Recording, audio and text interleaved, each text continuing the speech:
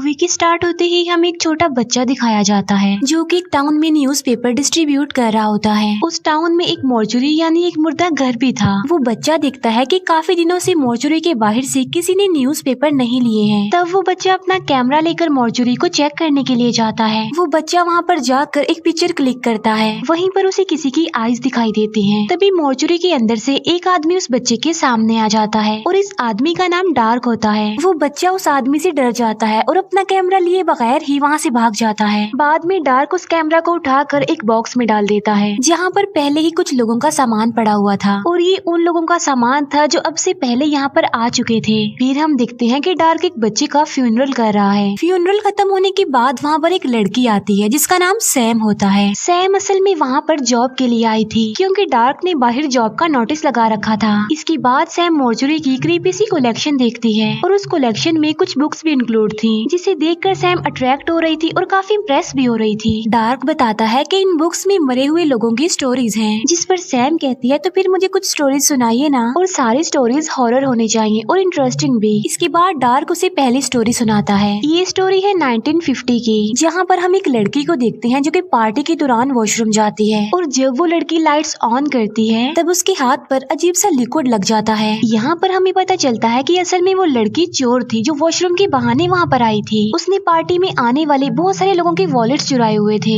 जिसमें से कैश निकाल कर तो वो अपने पास रख लेती है लेकिन वॉलेट्स को फेंक देती है। वहीं पर उसने किसी की एक काफी कॉस्टली वॉच भी चुराई हुई थी। तभी उसे कबर्ड में से किसी की आवाजें सुनाई देती हैं। वो उस डोर को ओपन करने की काफी कोशिश करती है लेकिन बड़ी मुश्किल से वो दरवाजा खुल जाता है। लेकिन जैसे ही वो दरवाजा खोलती है वो बुरी तरह से डर जाती है क्योंकि उस कबर्ड में एक काफी डरावने और खतरनाक किस्म के मॉन्स्टर को कैद करके रखा गया था और उस मॉन्स्टर के बहुत सारे पैर थे। वो मॉन्स्टर बाहर आने की कोशिश कर रहा था लेकिन वो लड़की किसी तरह दोबारा से कबर्ड के दरवाजे को बंद कर देती है और फिर डरते डरते आराम आराम से कदम उठाते हुए वो वहाँ से जाने लगती है। लेकिन तभी उसके हाथ से वो वॉच गिर जाती है। उस वॉच के गिरने की वजह से वहाँ पर जोरदार आवाज पैदा होती है। उस आवाज को सुनकर वो कई सारे पैरों वाला मॉन्स्टर बाहर आता है और वो उस लड़की को पकड़ लेता है और उसे खींचकर अपने साथ कबर्ड में ले जाता है और साथ साथ वो वहाँ की लाइट्स भी ऑफ कर देता है। और यहाँ पर उनकी स्टोरी नंबर 1 एंड हो जाती है। सैम कहती है कि ये स्टोरी बस ठीक थी, इतनी अच्छी नहीं थी क्योंकि ये स्टोरी उसे ज्यादा पसंद नहीं आती। वो डार्क को कहती है कि मुझे और ज्यादा डरावनी स्टोरी सुननी है, लेकिन उससे पहले डार्क सैम से एक जॉब एग्रीमेंट पेपर पर साइन करवाता है और बाद में उसे मोर्चरी का विजिट करवाया जाता है। इसके बाद डार्क उसे सेकंड स्टोरी सुनाता है और ये स्टोरी ईयर 1960 है, यानी पहली स्टोरी के 10 साल बाद की कहानी, जहाँ पर हमें एक लड़का दिखाया जाता है जो कि एक लड़की से मिलता है। उन दोनों की बातचीत होती है और वो दोनों अच्छे फ्रेंड्स बन जाते हैं। वो दोनों काफी टाइम के लिए एक दूसरे के साथ रहते हैं। नेक्स्ट मॉर्निंग जब वो लड़का सोकर उठता है तो वो देखता है कि उसकी बॉडी पर रैशेस बने हुए हैं, इसीलिए वो एक डॉक्टर के पास जाता है और वो डॉक्टर से अपना ट्रीटमेंट करवाता है, जहाँ पर डॉक्टर को उसके पेट से किसी क्रिएचर की आवाजें सुनाई दे रही थी और उस लड़के की हैरान कर देने वाली रिपोर्ट सामने आती है और वो ये कि वो लड़का प्रेग्नेंट है। फिर जैसे ही वो लड़का घर जाता है उसका पेट बड़ा होने लगता है। इस बारे में कॉल करके वो अपनी फ्रेंड को भी बताता है और फिर वो उसी लड़की के घर पर जाता है। उस लड़की के घर पर जाकर वो उस पर काफी गुस्सा करता है कि ये सब कुछ तुम्हारी वजह से हुआ है, देखो मेरे साथ क्या हो गया। लेकिन तभी उस लड़के को पेन होने लगती है और उसकी स्किन भी काफी अजीब लग रही थी और फिर एकदम से उसका पेट फट जाता है जिससे वो लड़का मर जाता है। लेकिन मरते मरते एक मॉन्स्टर बेबी की बर्थ होती है। फिर उस लड़की की मदर उस मॉन्स्टर बेबी को एक रूम में रख देती है जहाँ पर पहले ही बहुत सारे मॉन्स्टर्स के बच्चे थे।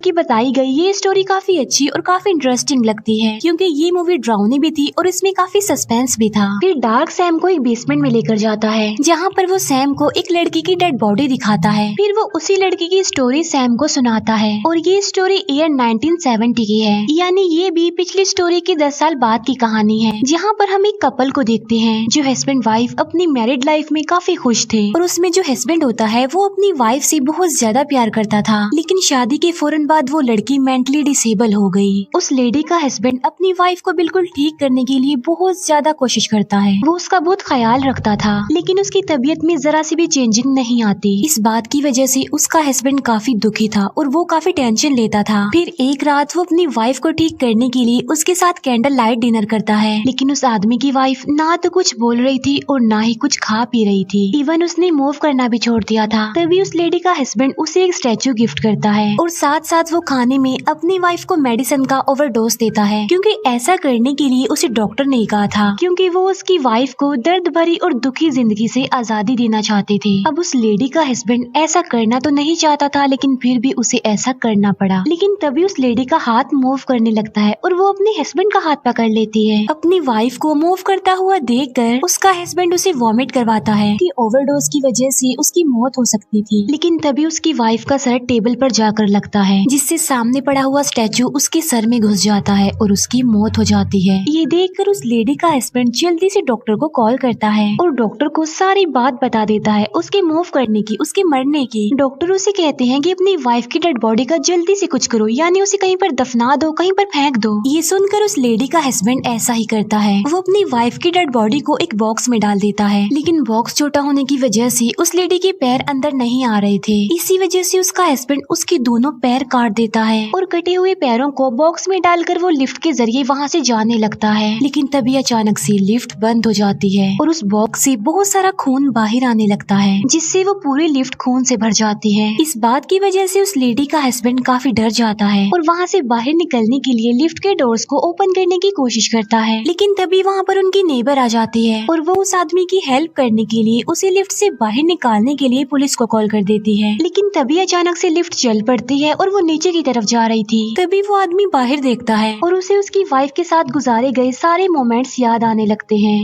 और तभी अचानक से वो बॉक्स ओपन हो जाता है, जिसमें से उस लेडी का भूत बाहर आता है और उस लेडी का भूत अपने हस्बैंड के पास जाता है। लेकिन फिर हम ये जान पाते हैं कि ये सब कुछ उस आदमी की इमेजिनेशन थी, ऐसा कुछ भी नहीं हो रहा था वहाँ पर, क्योंकि डिप्रेशन की वजह से उस आदमी का मेंटल बैलेंस खराब हो गया था। वहाँ पुलिस भी आ चुकी थी और पुलिस को वो डेड बॉडी वाला बॉक्स भी मिल जाता है और उस आदमी को मेंटल असाइलम भेज दिया जाता है। सैम को ये स्टोरी भी काफी अच्छी लगती है। सैम डार्क को कहती है कि आपकी सारी स्टोरीज काफी अच्छी और काफी इंटरेस्टिंग है, और सबसे अच्छी बात तो ये है कि सारी स्टोरीज में बहुत अच्छा मोरल भी है, और वो ये कि जो भी किसी के साथ बुरा करता है उसके साथ भी बुरा होता है। इसके बाद डार्क सैम को बेसमेंट में लेकर जाता है और यहाँ पर सैम डार्क के सामने खुद को रिवील करती है। वो डार्क को बताती है कि मैं यहाँ पर किसी जॉब के लिए नहीं आई थी, बल्कि कॉफिन में रखे गए उस बच्चे के लिए आई हूँ, जिसकी अभी कुछ दिन पहले ही डेथ हुई है। वो बताती है क्योंकि इस बच्चे की मौत की रिस्पॉन्सिबल मैं खुद हूँ।